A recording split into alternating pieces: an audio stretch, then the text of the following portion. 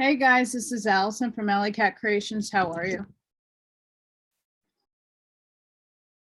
I now understand why I was having such a hard time with the Rancho book the other day.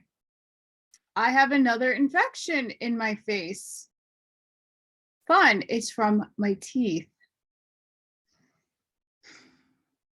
So I took some aspirin. I have to do a lot of rinsing and salt rinses and seeing if I can, if my coconut oil is still manageable to get some of this pulled out. Yay. So this whole thing is all inflamed, and I was having a hard time projecting out my words yesterday. And I only did that one video. I'm still working on another video. I'm collecting some pictures to show as I talk. It's going to be very interesting. Stay tuned for that. I'm going to do the keys to the universe today. The number 10. So again, I'm going to, and the reason why I'm mentioning my mouth is because in the last couple of videos, I didn't know I'm not in pain. It doesn't really hurt. My gum is very swollen, and I couldn't understand why certain words really weren't coming out of my mouth, and it got a lot frustrating for me. Very, very frustrating to like get the words I know how to say out. So I'm going to say the same thing with this. Bear in mind, I have a lot going on. I'm going to try very hard to not get frustrated and just let it flow. And if there's something that just doesn't come out, I'm going to just skip the word to save time. Yeah, I want to put as much content out because I don't know how much longer I'm going to be able to have internet and stay on. Again, this is like an every mid-month thing where I don't know how I'm paying my bills.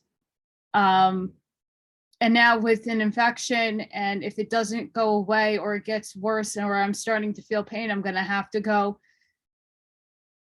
to an urgent care and get a prescription that I don't know if I'm still covered for. I should still have health insurance, but I found out maybe not. So if that's the case, I don't really know what the story will be and how I'm going to get myself healed. I try to avoid hospitals at all costs just because of the shenanigans going on. So bear with me. Finally, we have a heat wave in New York. It is 90 degrees. Although I don't like it too hot because I am not putting my air conditioning on just yet. We'll see how it goes, but really beautiful day today. And let's get started. Don't forget to hit that like button. That helps the algorithm. This helps get it out to everybody who would like to hear it.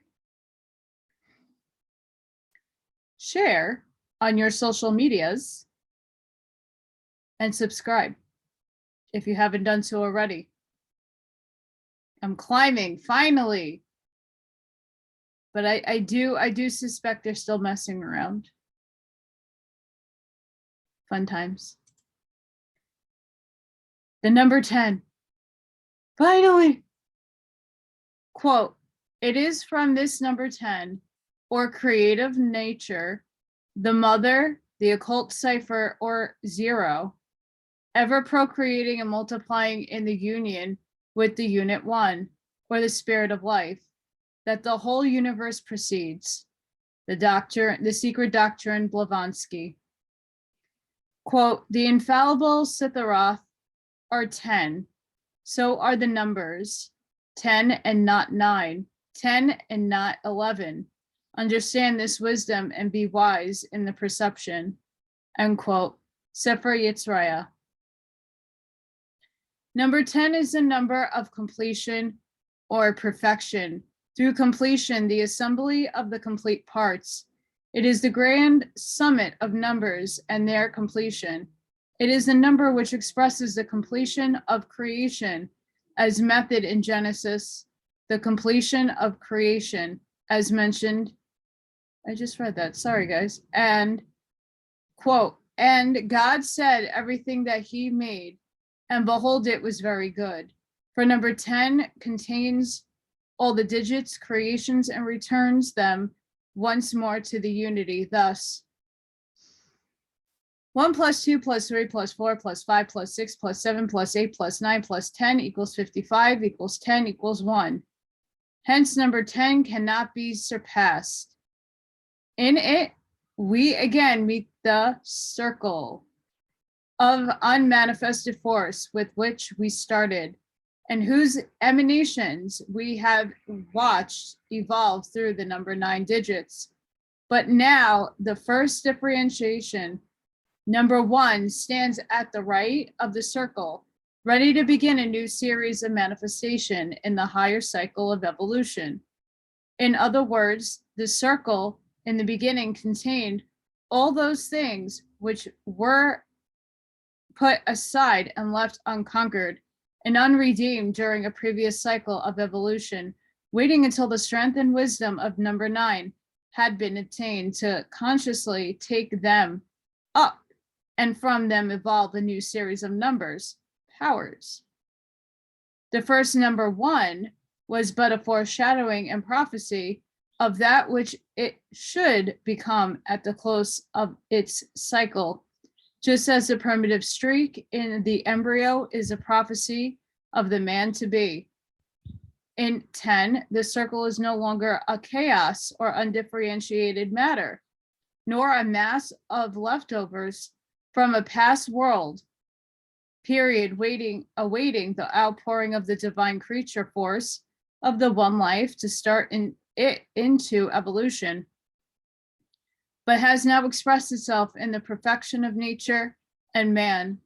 Man, now become the initiate, has grasped the power of the rod of power, number 1, and separated it from the overshadowing circle of number 9, and having identified himself with the one life, stands at the right hand of the now manifested forces of the circle, ready in its turn to become the creator or director of the forces which are to be manifested during the succeeding cycle. Here, man, as a creator, must consciously say, "Let there be light," with a full understanding of all it implies, and by the power of the one life, play an active part in the downpouring of the light during the new day period about to dawn. The initiated man now stands as a responsible co-worker with the divine. It is as though during the cycle of 1 to 10, God had held the hand of his child and guided it in carving the statue or model of the man to be, the initiate, while now the chisel is left in the hand of the matured youth, and he must create from the materials given him in the beginning of the perfect statue whose ideal was to set before him by the master sculptor. In other words, the man must now accomplish for himself by consciously utilizing the strength and power of the one life, which during the period from 1 to 9 was evolving him to this point. Here we must not only redeem his own leftover, but as an initiate, he must take his place with the more advanced masters in the guardian wall around humanity and beginning. Consciously and voluntarily, and because of his great love and compassion to bear the burden of the world's suffering and aid in its redemption. While the word dekad comes from the Greek word deka, meaning 10, It was applied by the Pythagoreans to the quaternary or elementary number denoting a factor of the cosmos. And since 1 + 2 + 3 + 4 = 10, the word is correctly used in the connection. X is our sign for 10, named in the Greek deca, naming the god Cross, whose name is X, and who named the whole decimal system, which it is built of tens. That's really interesting. Quote, this decade representing the universe and its evolution out of silence and the unknown depths of the spiritual soul, or anima mundi, presented two sides or aspects to the student. It could be, and was at first applied to the macrocosm, after which it descended to the microcosm, or man. There was then the purely intellectual and metaphysical, or the inner science, and the as purely materialistic or surface science, both of which could be expounded by and contained in the decaad,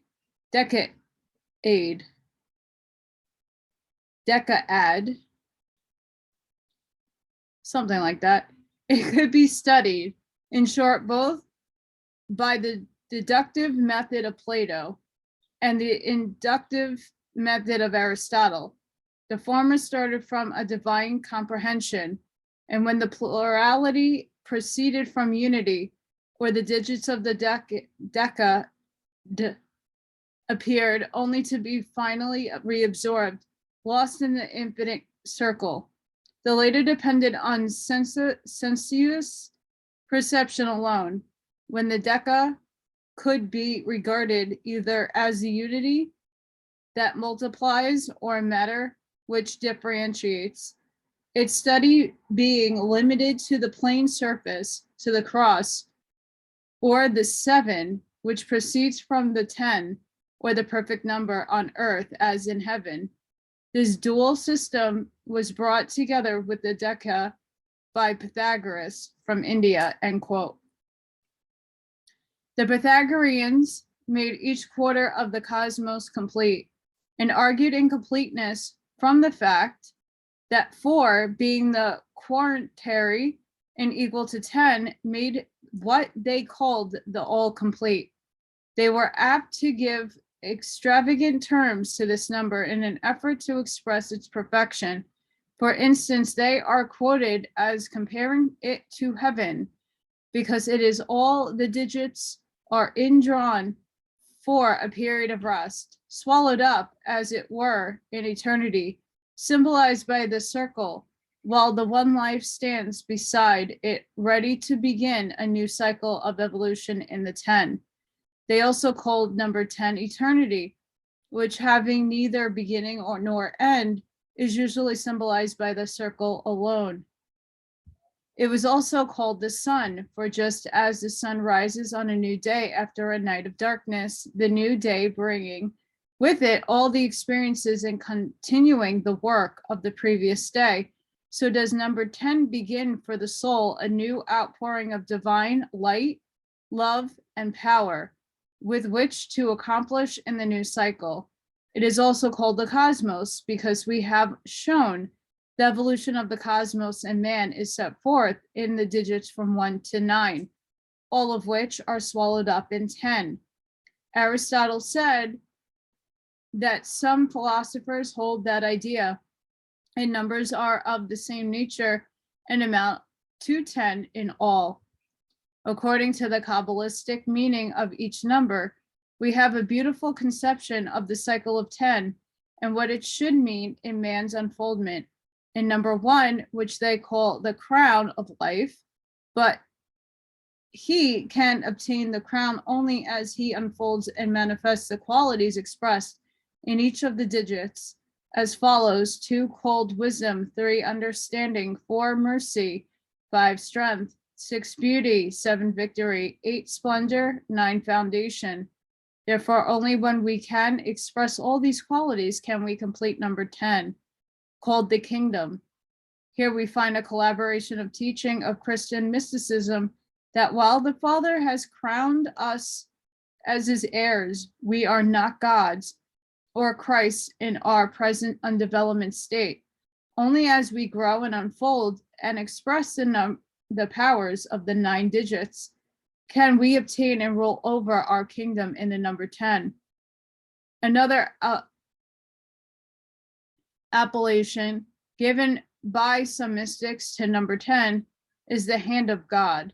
This is explained by the fact that the great law manifests in 2 great divisions, positive and negative, referred to in this instance as the right hand and the left. The right hand represents the great law working toward perfection in perfect harmony and without opposition, while the left represents the shadow of the law working apparently in opposition to good, but in reality a servant of God, good, which through suffering is bringing ultimate good out of evil. That's all of us. This later manifestation is termed by some the burnings of karma, by others the fires of hell. But in reality, it is but the left hand of the great law bringing out of all disobedience, mistake, rebellion, selfishness, lessons, which shall ultimately bring to perfection and redeem all that is in both man and nature. From all viewpoints, the great law with its right hand pours forth all blessings, and with its left corrects, adjusts, and teaches the best use of those blessings. Or with its right hand, it sows the wheat, and with the left pulls out the weeds. Also, while man needs 2 hands with 5 fingers on each to accomplish that which he designs, God holding within himself the dual forces expressed by man and women needs but 1 hand, mighty of accomplishment, and represents with 10 fingers instead of 5. The same idea is expressed in many Hindu statues, which have 2 or more pairs of hands denoting powers. Another phase of the same idea is represented in the Greek Titan. I'm going to attempt to pronounce his name. Might not come out properly. I tried. Who had 100 hands. So go look up the Titan that's Greek that has 100 hands. Then you'll figure out the name. Still another expression of the power of the hand of God is a great hand with 2. Great hand with the 2nd and 3rd fingers lifted and the thumb folded in the palm. From this ancient and mystical idea, the position of the fingers of the Pope's hand while giving and pontifical blessings has been derived. The raised 2nd and 3rd fingers symbolize God and perfected man pouring out their blessings. Yet, like all forces manifesting in the physical world, this blessing may become a curse according to the desire and will of the officiating pontiff. A remarkable thing in connection with the position of the hand is that its shadow resembles the head and horns of the goat Baphomet, the symbol of black magic. The use of the shadow of the blessing was supposed to be a legitimate power possessed by the Pope. It was most terribly exercised during the Dark Ages and the Inquisition, and woe to him upon whom the shadow of the blessing fell.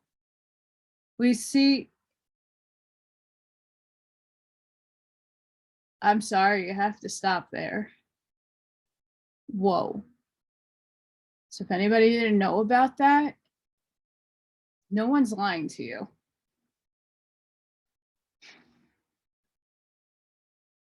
No one's lying to you. We still see pictures of this hand with the word benediction upon it, while upon the shadow is the word maledictus.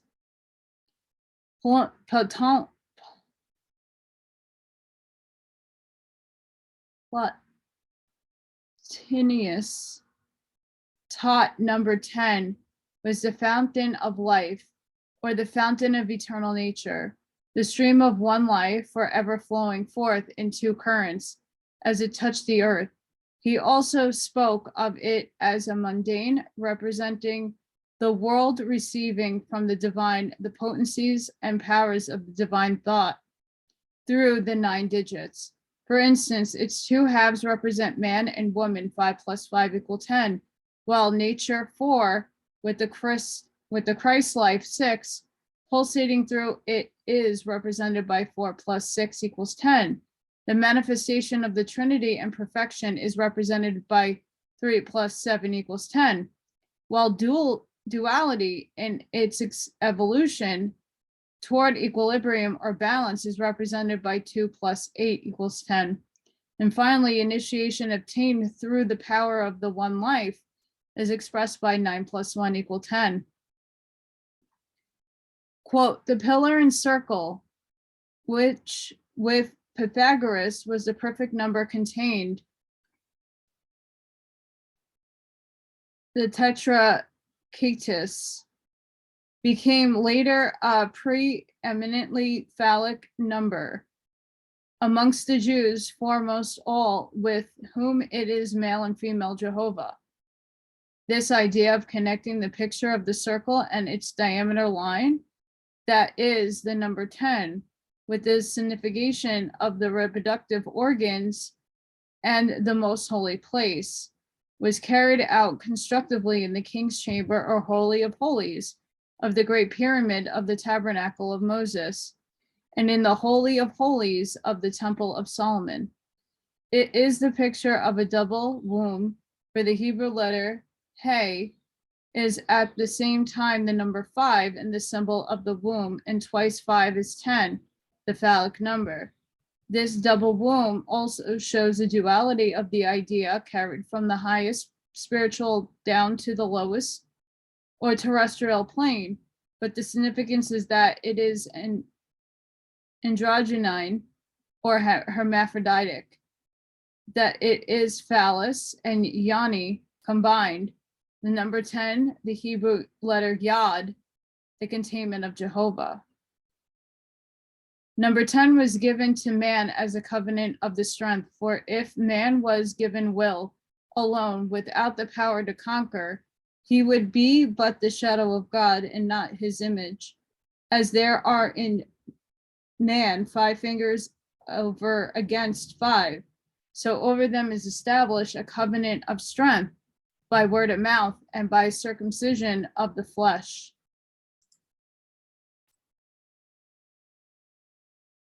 In the allegory of Abraham and Sarah, when Abraham was 99 years old, that is, when he had passed his great initiation, 99 equals 18 equals 9, and was ready to enter upon the new cycle of 10, the Lord of the great law said unto him, walk before me and be thou perfect. The 1 before the 0 equals the perfect 10. And I will make my covenant between me and thee, and will multiply thee exceedingly. That is number 10, or the new cycle, is to bring forth the new progeny, is to multiply exceedingly, that is by tens, and by it are all the nations of the earth to be blessed. Continuing the allegory, number 10 becomes the father of many nations, or cycles of human evolution, each 10 starting a new cycle or nation and bringing it back to unity again. This covenant was ratified when Sarah bore him a son, when she was 90 and well stricken in years. When she had passed through all the digits up to 9, she brought forth the 1 which completed the cycle of 10. More remarkable still, in the Hebrew, Sarah is written SRI and has a numeral value of 235 equals 10. In the Hebrew, SRI is the wife of Abraham, and in the Hindu, SRI is the wife of Vishnu. In both cases, she is the personification of the feminine principle of the Godhead and is connected with water, gestation, and the moon. But she could not bring forth until the letter H, or 5 had been added to her name, making it Sarah, and increasing it to 2,355 equals 15 equals 6. The Sarah, 10, had to be fructified by the Christ force, 6, she could bring forth and become the mother of mankind. This is corroborated by the fact that the letter H, or He, represents Heva, Eve, and the womb. H also represents a householder, the Stoic meaning of which is to bring forth. Therefore, both Abraham and Sarah must gain the power of the letter H, or the power of Eve, they can multiply exceedingly, and bring forth the children of Israel or humanity. With the addition of the H, Abram becomes Abraham, and Sarah becomes Sarah. So Sarah, it's Sarai becomes Sarah, thus completing the symbology of true covenant between God and man. The 10 manifesting on earth as 2 5s, male and female, bring forth a son, the one in whom all mankind should be blessed. The first one was chapter 37, chapter 38. Number 10 continued. Quote, every cosmogony began with a circle, a point, a triangle, and a square up to the number 9. When it was synthesized by the first line and circle, the secret doctrine of Blavatsky. Oh no, here we go with the names. You see, there's a difference when I smile. I have my line here and there's no line here. See? Give me little dimples. So I do have an infection there, guys. You can see it. I'm not lying. It's poofy.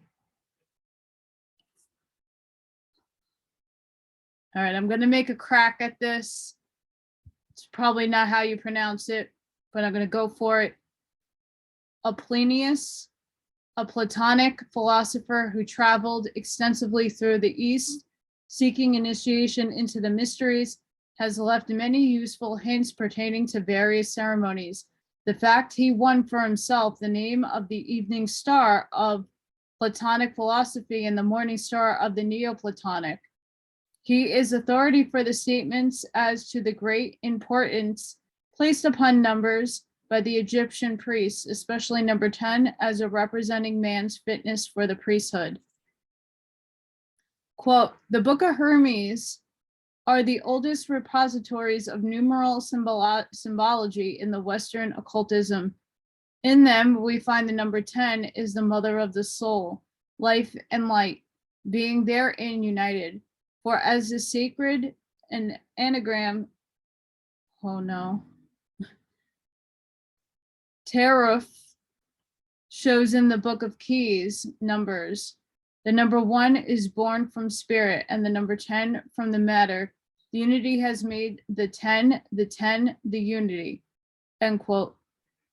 An Egyptian priest not only had to have absolute control over his passions and physical appetites, but had also to learn in the sciences and initiate into the mysteries. Before offering the sacrifice, he was obliged to fast for 10 days, during which he had to conform to a most rigid discipline. Among the ancients, the zodiac was represented exoterically with but 10 signs instead of 12 at its present. The signs Virgo, Libra, and Scorpio were united in one sign, combining in one sign the masculine Scorpio and feminine Virgo, united by the sex attraction Libra, balancing the two. That early zodiac represented man before the separation of the sexes, when the androgynous man, of course, combined the 3 now separate expressions of life in one.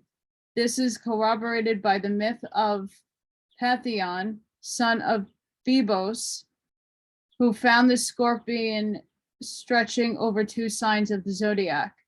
Among the Gnostics, you see, normal words I can say, I can't. Gnostics, only 10 orders of angelic hierarchies are mentioned as necessary to bring about perfection. The 11th and 12th not being mentioned since they pertain to the coming forth of the new cycle, just as 10 signs really complete the evolutionary cycle of the zodiac, while Aquarius and Pisces prepare for the coming forth of a new cycle of the sun in Aries. There's a diagram that shows a circle, and there's a line in the middle of that circle, and it's 6, 7, 8, 9, 2, 3, 4, 5. Just before I go into this quote, and it's going to describe this diagram. Quote, the author of the source of measures says that the foundation of the Kabbalah and all its mystic books is made to rest upon the 10 Sepharic, which is a fundamental truth. He shows that the 10 Sephiroth, or the 10th number, as follows, and that's that circle I just explained. This diagram plainly shows the circle of the unmanifested with the one life, like a ray of light cutting into halves. This illustrates in a most simple way why, as we have so often said, everything manifested in the mundane sphere must fall under the law of polarity, or pairs or opposites. I've been saying that in a lot of my episodes, guys. For it will be seen at glance that the descent of the one life into manifestation must cleave the homogeneous sphere of the divine and make it too, or mundane. Meditation on this diagram will solve many perplexing questions, especially the one so often asked, does sex inhere in the soul? If we let the circle represent the unmanifested soul, one with God, or the circle and the vertical line, the ray of divinity, Atma, descending into the unmanifested germ, dividing it into the two expressions of the one, Buddha, negative, Manas, positive, it clearly illustrates the law that there can be no manifestation on any plane of differentiation except through the union of the positive and negative. Principles manifested by the soul through the two sexes, as the soul is the reservoir for all the experiences which must be completed and garnered on earth. Only as we experience, blend, and lift up the lower experiences of the soul, as the mind reports them in the separated sexes, can we register them in either the positive or the negative aspects of the soul or higher self. This diagram also explains the idea of the group soul, for each divine ray animates such a circle of unmanifested humanity, number 10 can be evolved from it, and the one, Son, stand up at the right hand at the cipher, Father. All the numerals in the separated halves of the circle must each be evolved and then indrawn. That which is the true of the higher self is correspondingly true of the lower personality. Each personality is such a circle or cipher and must unfold all the numerals in itself as qualities. For man can become number 10, or the perfect all complete. The circle must stand on its left hand, while his right hand he grasps the staff of the patriarchs, or number 1, the one life, with which he shall consciously evolve the new cycle. In other words, he must so truly have lost his idea of separateness that he is one with the world circle, and with all that is, his personality swallowed up, and the new circle become the workshop in which he is to create and bring forth. Interesting. The injunction to overcome this sense of separateness is apt to bring confusion to many minds. But the idea is that while we must realize our oneness with all that is, The sense of oneness can be obtained only by entering into the consciousness of the higher self. We must be intensely and completely ourselves, or we can become one with all.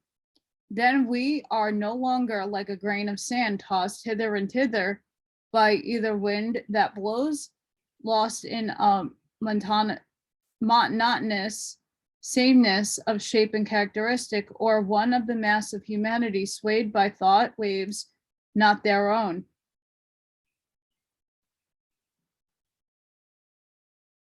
Whoa. One of the mass of humanity swayed by thought waves not their own. They were onto something way back in the 1900s. Wow, that's profound. But have become like a star or planet steadily circling in our appointed orbit, consciously expressing our God-given powers with the full appreciation of our position, shedding our light, help and influence on all, because we know our position as an integral part of the one life. But since man today is an imperfect reflection of the higher self, we must reverse the numbers in the circle thus. So here's the circle. 2, 5, 4. Nope, 2, 3, 4, 5. Sorry, guys, it's how it's written.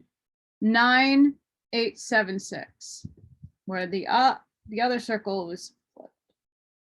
Let us consider physical man as a circle and the ray from the higher self as the animating principle. First appeared as a dot in the center, then extending above the below until it separates the sphere into two halves. These halves we will call the personality and the individuality, within which are the potentialities of all the digits, beginning with 2, the first mundane number. We evolve inside 1/2 until we reach 5, or manhood. At this point, we become aware of the higher self 1 and the Christ force 6, and begin to reach upward in evolution until we obtain our great initiation in number 9.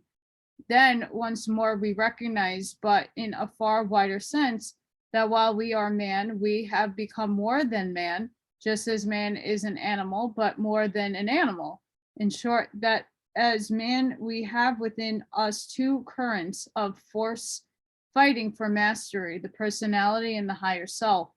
From this point onward, there is no progress save as we grasp within our enlightenment, will the rod of power and consciously work with the one law, which we now see not as a line of separation, but as the one life common to both the personality and the individuality.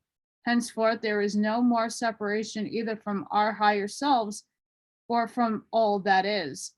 Then will the now more than man, what the Kabbalah calls the second hay, send forth his creative ray and repeat the process. This drama is enacted before our eyes daily in the unfolding and evolution of the seed and the hatching of the egg. Let us open our eyes to see and our hearts to understand. The circle of the knot or cipher is often alluded to as the crown or the crown of infallible glory, while 9 digits are represented as brilliant jewels or stars in the crown. This is the crown of life spoken of in Revelation. Be ye faithful unto death, and I, the one life, will give thee a crown of life. In the most famous book on the Kabbalah called the Zohar of Light, we find that, quote, when he, the infinite circle, assumed the form of the crown or the first sephira, he caused 9 splendid lights to emanate from it, shining through it diffused a bright light in all directions. That is, these 9 with his 1, which was the origin of the 9, together made the 10, that is, the circle with the line in the middle or the circle with the X, or the sacred 10, and these numbers were the light, end quote. Among the Hindus, number 10 is referred to as a magic power. The cipher represents the vast field of man's as yet unmanifested nature and powers, which are nothing to him except as by his obtainments and use of the rod of power, he brings them to manifestation and gives them their power placed in 10. Among the Masons, number 10 is a sign of union and good faith, expressed by the joined hands or the master grip, the fingers of the two hands making 10.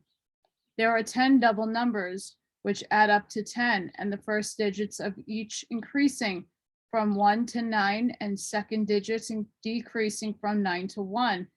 That's 10, 19, 28, 37, 46, 55, 64, 73, 82, 91. The 10 lepers, quote, and as he entered into a certain village, there met him 10 men that were lepers. And it came to pass that as they went, they were cleansed. And one of them turned back and with a loud voice glorified God. And Jesus answering said, were there not 10 cleansed? But where are the 9? St. Luke, end quote.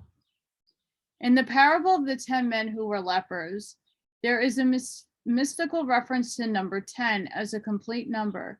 There are 10 who were cleansed.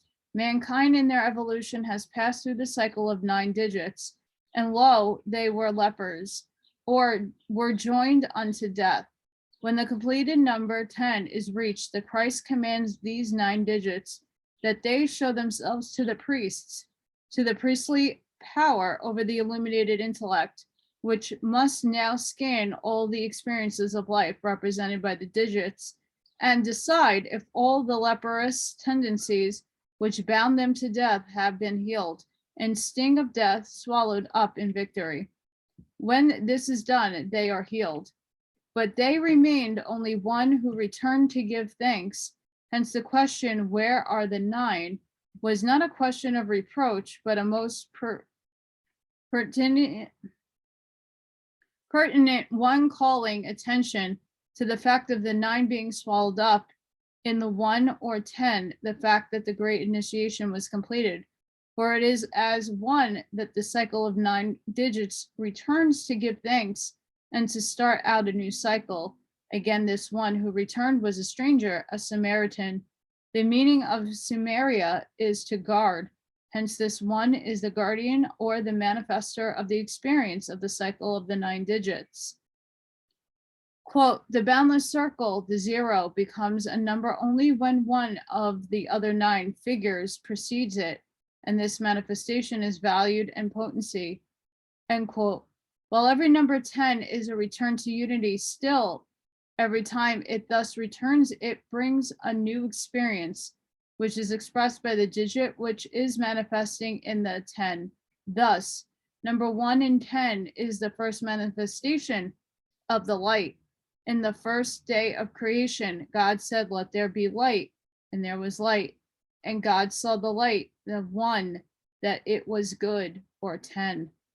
Number 2 is 20, is the separation into positive and negative, the descent of the light into matter, and creation of heaven and earth, the firmament, which divided the waters which were under the firmament from the waters which were above the firmament.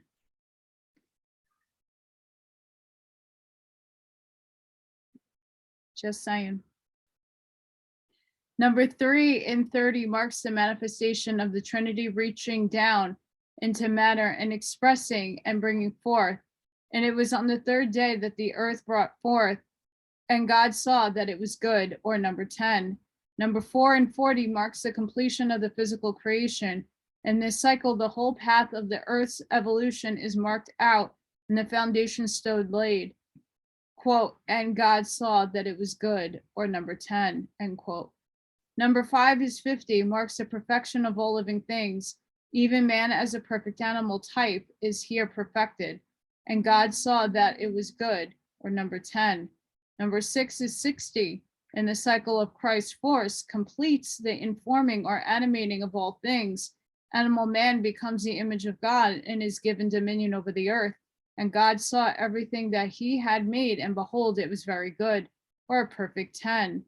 The number 7 and 70 on the seventh day, God rested and handed over to man, now made his image, and hence responsible for his future evolution, the reins of government. Henceforth, man himself, with everything made for him and placed in the Garden of Eden, must tend and cultivate that garden and rule its animals.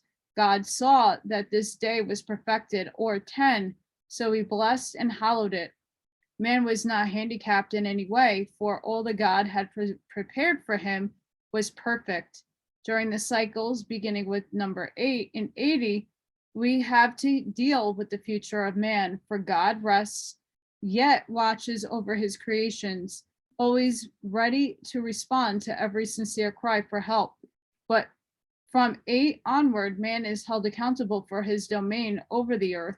In this cycle, he must hold the scales, and in them must weigh and balance all things, for only this can his evolution be accomplished.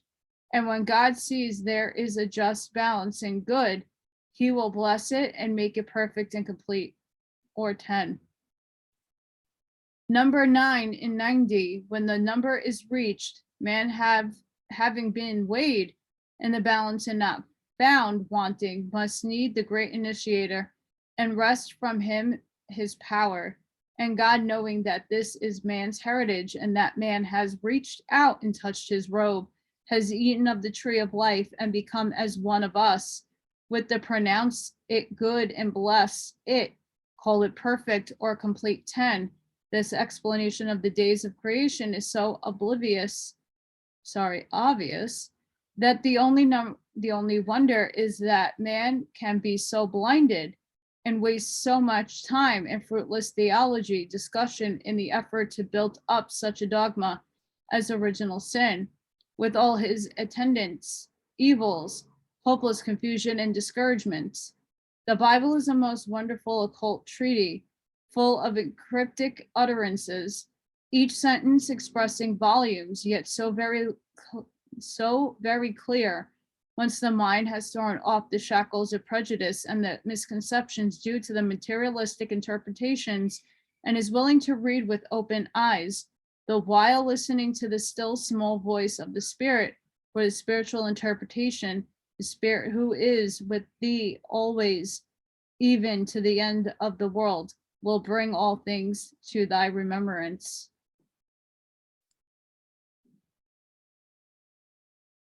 Chapter 39. The 10th letter, Yod. I think astrologically there's a Yod going on right now. I have to look at one of the tarot card readers that does astrology too. I think they were talking about a Yod. Quote, he produced Yod, predominant in work, crowned it, combined and formed with it Virgo in the universe, Elul, September, in the year and the left hand of man, end quote, Sefer Yitzraya. While Yod is one of the 12 simple letters, it is one of the most important corresponding to the English letters I and Y. Its meaning is the origin of all things, for by and from Yod were all the other letters created. Its hieroglyph is the one finger of man pointing upward and the sign of aspiration and also of command. Yod represents humanity in its entirety, the two expressions, male and female, 2 times 5, in the one. It expresses all the potencies of the Father One, but now fully expressed in the number 10. Here we find the one no longer piercing the circle of undifferentiated substance and starting into evolution, all the potencies resting in the darkness. But out of the mysterious depths of this universe of unmanifested life, this circle, all the numbers now have evolved. Hence the one has taken its stand at the right hand of the circle. Yod representing the active principle of all life, manifestations symbolically stands for the reincarnating ego. just as a 10 reoccurs again and again in its multiples, each 10 symbolizing a cycle of evolution and experience. So does the ego, an added experience throughout the cycles of evolution on its journey and unfoldment, its great cycle of necessity. And just as each time a 10 is reached in value, is raised by the power of its new digit, 20, 30, 40, etc. While its great cycles are indicated by the addition of ciphers, 100, 1,000, 10,000, so does the ego pass through its minor incarnations, each dominated by a special phase of development comparable to an added digit. Then at certain cycle periods, it reaches decisive or major incarnations in which, like the 10, it takes upon itself a continuation of its great and original mission in manifestation. This is a new and higher cycle, during which it unfolds and adds greater and higher aspects of manifestation to its experience, just as the number 1 adds more ciphers. Each such new cipher means that the soul has entered upon a new and as yet unmanifested experience, a higher phase of the old experience, which it has passed and successfully expressed. Just as a boy passes and successfully manifests all that childhood holds of experience for him, then enters upon the experience of manhood, so in a far greater degree does the real self add cipher to cipher throughout all eternity. And like the 1, the ego expresses these powers in its life and manifestation, so that no one can mistake an advanced ego for a prime 1 any more than he could mistake 100 for a 10. Just as the individual passes through minor and major incarnations or cycles, so humanity as a whole passes through minor cycles of unfoldment corresponding to the digits, and then has its decisive or major cycles in which a perfect manifestation of divine man or 10 is expressed in the world in the person of an avatar. While the prolific falling away from previous religious teachings and principles among sub-races and nations may seem like a lapse and a return to the barbaric selfish principle that might is right, still such periods of war and barbarism are but the burning up of the chaff of the old cycle, of the indrawing of the digits in the circle. We're in that right now. Right now, this is happening now.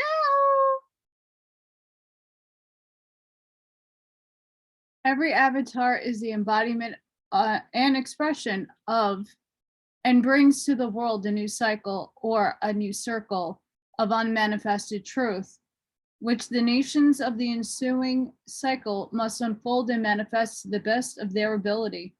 This, and thus, while all avatars are perfect and complete, as number 10 is perfect and complete, still each comes with an added cipher. This is why no nation, society, or individual can really progress while they cling to present and the traditions of the past. Each new age is a new circle, which can be developed only through the light of the Christ dot in that circle, which manifests through the inspired teachings of that age, couched in the terms of its race, thought, and including its most advanced discoveries. In the individual life, each new step is such a circle whose guiding light is intuition. Many critics look upon the Christian religion as a failure because most of the so-called Christian nations are now not exemplifying its principles in their dealings with each other. Yet it has been and is lived out and manifested today by millions of its followers who are the golden grain of the harvest of its cycle. But since the burning of the chaff makes a dense black smoke, a superficial observer is apt to overlook the fact that the harvest of the cycle has been gathered and may think that the field itself is being destroyed and that no future crops can be raised. Yet in truth, the burning is but a preparation for the new cycle. New cycle happening now, happening now. I'm telling you, it's happening now. In the Kabbalah, the sacred word Yad-He-Vadwe represents Jehovah, also God and man, the higher self and the personal self unified by the bridge and bringing forth the next creation or the second Hey. Yad represents the higher self. Hey, or number 5, represents the human personality, and Va, 6, the link that unites the human personality, and the number 2. The sacred word therefore expresses all that we have said about number 10. Being an expression of cyclic law, it embodies the recognition of the divinity of man through the union of the personality with the divine higher self, the one life flowing unimpeded through both and making a man a true representative of the seven-fold Elohim, for the likeness has now evolved into the image. The 10th Sifra unfolds naturally from the 9th and thus completes the cycle of the mystic rose, as well as the Deca of the numbers. It is called in the Kabbalah Malkuth, the kingdom, also the queen, Matrona, or the inferior mother, the bride, also Shikna, and it represented by the divine name Adonai, and among the angelic hosts the name cherubim.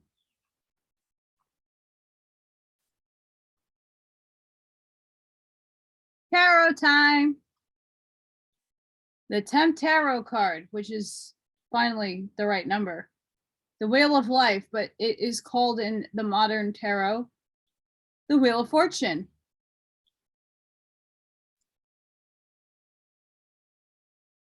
So I'm going to put it up here so you guys can notice the symbology.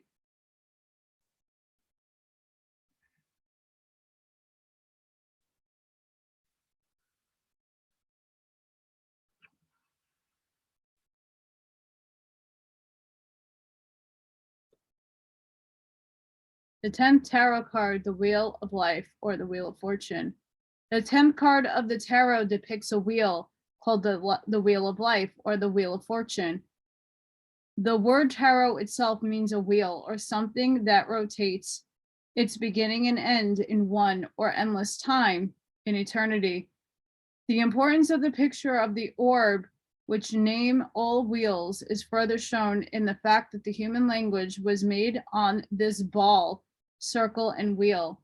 Thus, the orbit names the going of the orb, and even the rut of the road makes by the wheel is called orbita, because the rut shows the route, ruse, or way or road of the wheel. Any schoolboy can understand the general plan for the making of the words on the sun. The rota, or wheel, named everything rotary and going in rotation, and that which was attributed to the action or causing of the sun, such as rolling, rotting, roasting. The wheel or circle is pivoted upon the upper end of the right one, while at the base are 2 entwined serpents representing the life manifested as duality upon earth. This wheel is sometimes represented as suspended between 2 uprights expressing the same symbology, but more crudely, for the Wheel of Life to be perfected, number 10 must be supported by the one life, yet must find its base supported in the balanced pair of opposites, the 2 serpents. Poised with outspread wings above the top of the wheel is the Sphinx, the sign of calm, equilibrated wisdom and perfect justice. The figure has the paws of a lion and holds a sword in its right paw. It is crowned with the symbol of Venus. On the right side of the wheel, we see Anubis, the Egyptian dog-faced god, the symbol of good, ascending, bearing in its right paw the caduceus, and having on his head the symbol of Mercury. On the left side of the wheel, we see Typhon, the Egyptian god of evil and destruction, descending with a trident in his hand. These two figures on the wheel indicate that good is ever aspiring and ascending, while evil is ever fleeting before and descending into darkness and disintegration. The balanced and reclining Sphinx represents the supremacy and command with wisdom, has over both good and evil. Anubis and Typhon represent the opposite of good and evil and indicate that evil must descend and be disintegrated, that its force may rise and manifest as good at the next upward turn of the wheel. It is also present that the idea that good must triumph through aspiration and incessant equilibrium. The wheel is the original circle, which we consider in the beginning as the Garden of Eden, in which infant humanity started out on its cycle of necessity. But now the wheel has become the law of karma, the wheel of good law, which grinds by night and day. The 10th commandment, quote, "Thou shalt not covet the neighbor's house. Thou shalt not covet the neighbor's wife, nor his manservant, nor his maidservant, nor his ox, nor his ass, nor anything that is thy neighbor's," end quote, Exodus. Moses was given 10 commandments to bring down from the mountain for man's guidance, but they were written upon 2 tablets of stone. Again, the perfect 10 separated into 2 fives, and man and woman. As number 10 is a number of completion, it is the ingathering of all experiences into the circle of fulfillment. Therefore, if we have really reached number 10, there will be nothing of another's to covet, for all things can be ours. The thing above all others that will hold us back from completion, realization of our oneness, both with the unmanifested dot within the circle, which is ever ready to unfold new and more wonderful fields of experience, and also with the ingathered experiences of the past cycle, symbolized by the one which now stands at the right hand of the circle, is covet anything.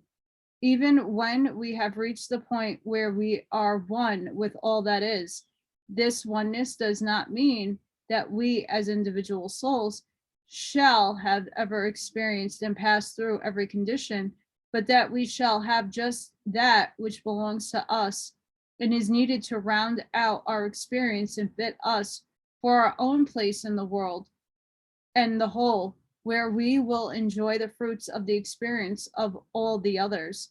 To covet that which is another's is to lust after it. And as long as we lust after anything, we are not and cannot be complete or at one with it.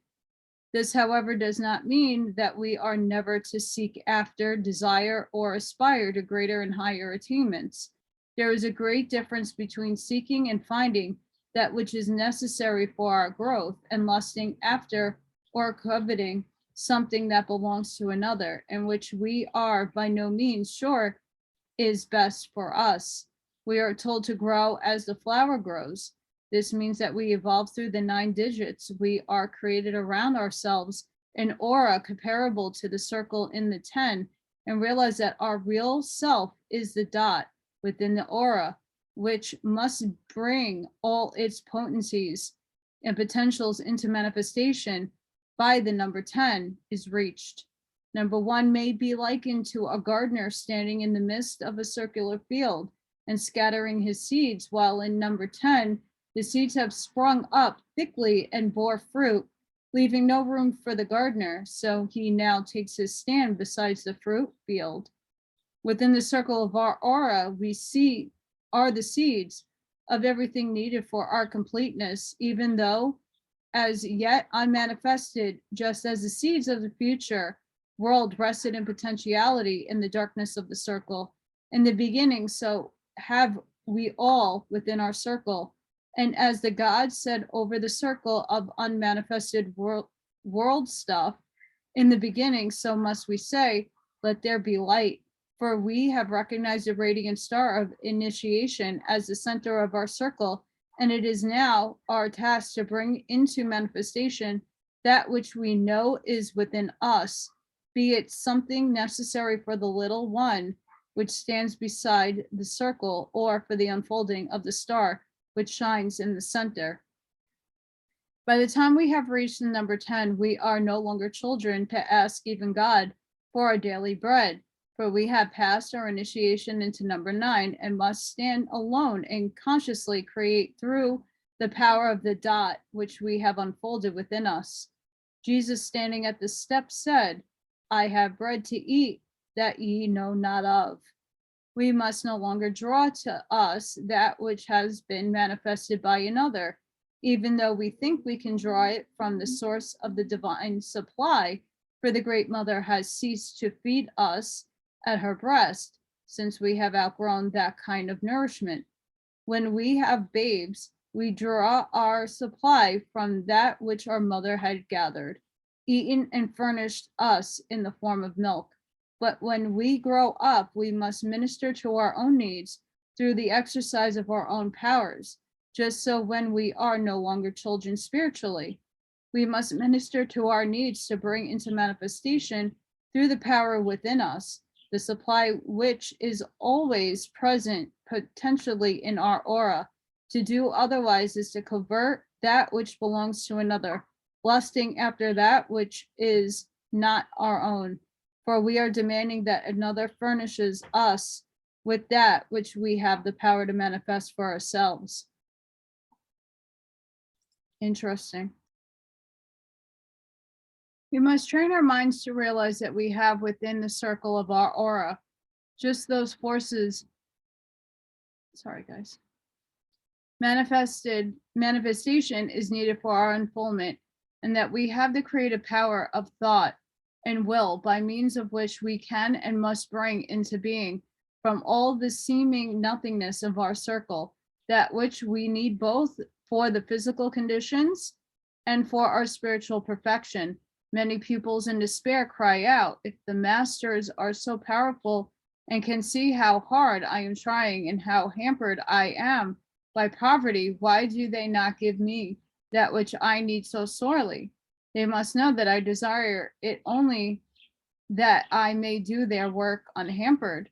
But the masters are wise and loving as well as powerful, and would rather endure the reproachful complainings of their children that they take away the very test which above all others they need to complete their strength and quicken their faith and awaken in them the knowledge that they also have within them the power to become masters if they will. Others, more orthodox, cry, I have prayed to God. I have lived daily with Christ. I have striven to use everything I possess for his glory. Yet why am I still poor, sick, lonely, unloved, and forsaken? The best answer the church can give is, whom the Lord loveth, he chasteneth. The more you suffer in this life, the greater your reward in heaven. All this is false witness against the loving Christ, and has done more to hold back the perfection of the race than many things called sins. The next natural question is, if each soul has an ample supply for all it needs within its own aura, why does not that supply automatically manifest itself as it is needed? Because the perfection of the soul means that it must learn how to consciously use its powers. Hence, only as we are able to manifest, then can we be trusted with their use. It is much as though an ignorant maidservant were offered every up-to-date contrivance to make her work easy, every convenience and every comfort, and her mistress should offer to explain them one by one, saying, whenever you need help, just ask me to explain the thing you are using. For if I try to explain the use of all at the same time, I would only confuse and discourage you. And suppose the maid, instead of learning to use one at a time, tucked them all away in some dark closet and went on working in the same old hard way, could the mistress prevent the maid from experiencing the unnecessary toil and suffering her refusal to learn entailed? Yet this is just what many many complaining souls are doing in their spiritual households. The way to make use of our possibilities and experience the comforts which our loving Father in heaven has provided for us is one to stay over and over again until we realize it, that all that is needed is already ours in potentiality, and that it is our present task to show our appreciation of our Heavenly Father's care by bringing out the various powers and forces and learning to use them to bring into manifestation our supply. We must first make a mental picture of just what we want and repeat it until we see it clearly, saying, I want to bring this thing out of my dark closet and put it to work.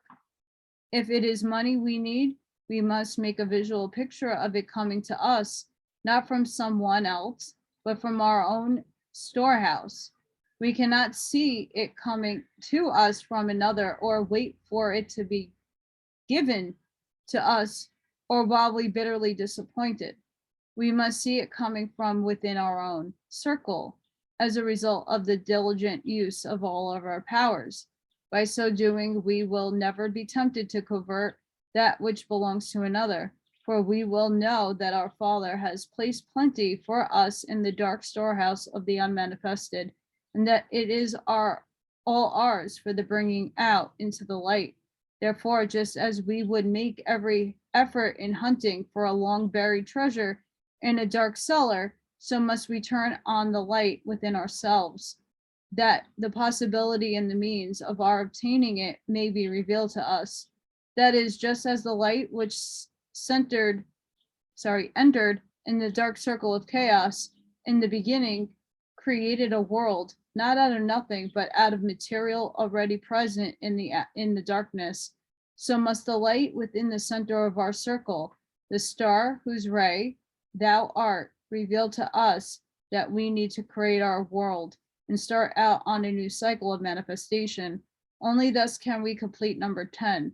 Until then, once we have turned from the lights of the world, the star of initiation and the sun of righteousness will be apt to dazzle our eyes and make the darkness of the unmanifested seem more profound, while through the darkness the muttering thunder will continually rumble the warning, thou shalt not covet. And with this is the finish of number 10. The Wheel of Fortune, number 10.